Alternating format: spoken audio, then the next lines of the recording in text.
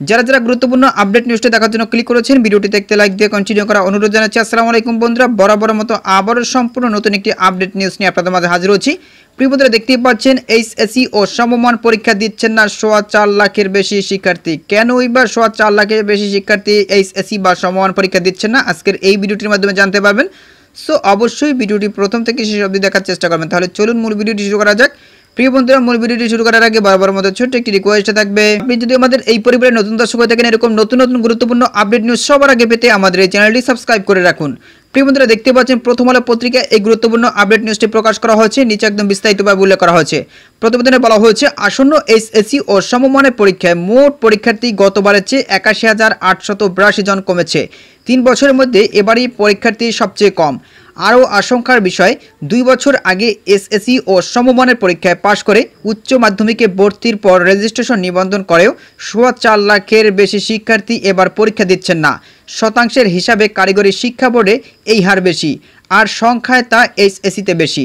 ঢাকা শিক্ষা বোর্ডের কর্মকর্তারা বলছেন, একসঙ্গে এত বিপুল সংখ্যক শিক্ষার্থী পরীক্ষা না দেওয়াটা উদ্বেগজনক। এই বিষয়ে জানতে চাইলে আন্তঃশিক্ষা বোর্ড সমন্বয় কমিটির সভাপতি ও ঢাকা শিক্ষা বোর্ডের চেয়ারম্যান খন্দকার এহসানুল কবির প্রথম আলোকে বলেন, এমনিতেই দেখা যায় পর্যায়ক্রমে উপরের শ্রেণীতে ওঠার সঙ্গে সঙ্গে শিক্ষার্থী জোরে পড়ার হার বাড়ে। এসএসসি ও এইচএসসি পর্যায়ে এই ঝরে পড়ার অন্যতম কারণ হলো দরিদ্র এবং শিক্ষার্থীদের বিয়ে হয়ে যাওয়া। এসএসসি পাশের পর অনেক শিক্ষার্থী কর্মক্ষেত্রে প্রবেশ করে, এটাও ঝরে পড়ার আরও একটি বড় কারণ।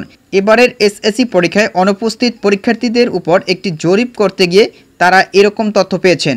এখন উচ্চ মাধ্যমিক পর্যায়ে প্রকৃত কারণ জানার জন্য এরকম একটি জরিপ করা হবে।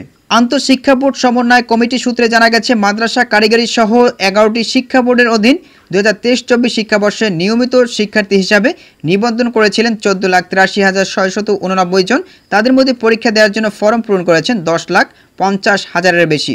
অবশ্যই নিয়মিত এসব শিক্ষার্থীর পাশাপাশি অনিয়মিত শিক্ষার্থী মিলিয়ে এবারের এইচএসসি ও সমমানের পরীক্ষায় মোট পরীক্ষার্থী আরও বেশি। শিক্ষা বোর্ড সূত্র মতে 9টি সাধারণ শিক্ষা বোর্ডের আওতায় একাদশ শ্রেণীতে 2023-24 শিক্ষাবর্ষে 11,95,967 জন শিক্ষার্থী রেজিস্ট্রেশন করেছিলেন। তাদের মধ্যে প্রায় 8,76,000 শিক্ষার্থী পরীক্ষা দেওয়ার জন্য ফর্ম পূরণ করেছেন।